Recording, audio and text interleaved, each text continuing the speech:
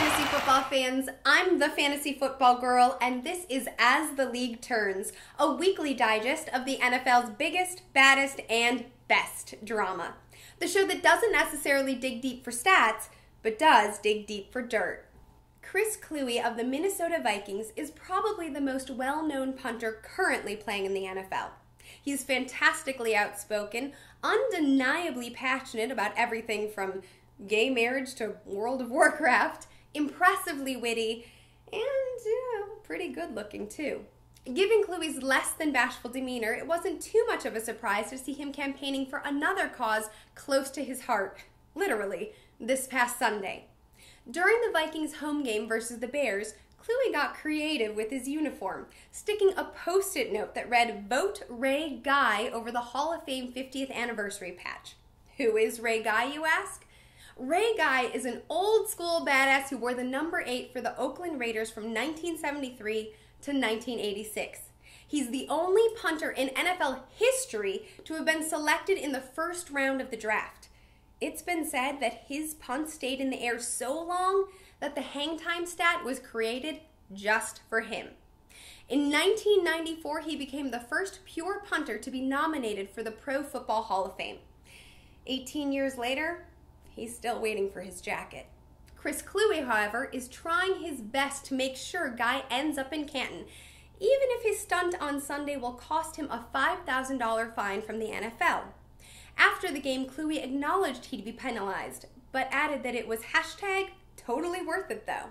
Speaking of the Bears at Vikings game this past Sunday, two particular studs, Brandon Marshall, wide receiver for the Bears, and Adrian Peterson, running back for the Vikings, put up monster numbers and seriously helped their fantasy owners in the first round of what is traditionally the fantasy playoffs.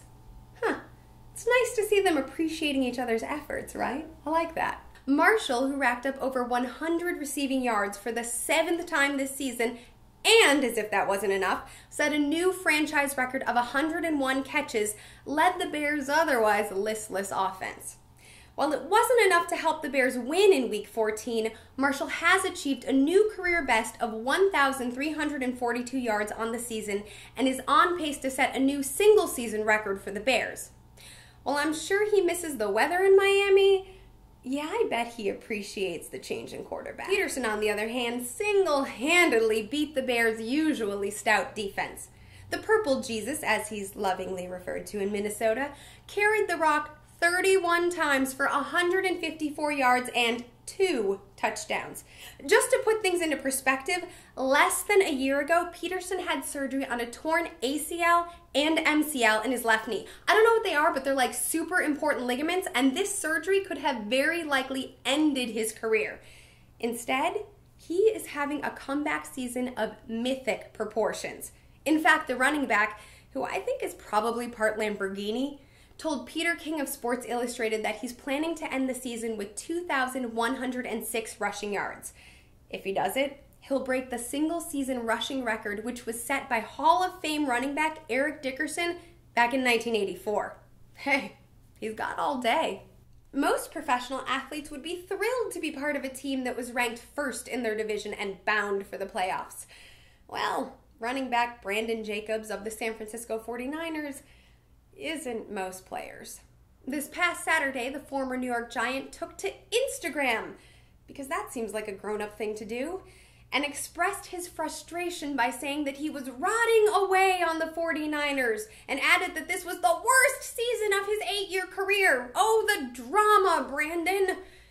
Jacobs was acquired by the 49ers during the offseason with the intention of providing a veteran backup for first-stringer Frank Gore. Well, that hasn't exactly worked out to plan, but it seems as though the 49ers have heard Jacobs' pleas and don't give a rat's you-know-what. The Twitterverse exploded on Monday with news that instead of cutting the disgruntled Jacobs from the team, the 49ers were going to suspend him for the final 3 games of the regular season.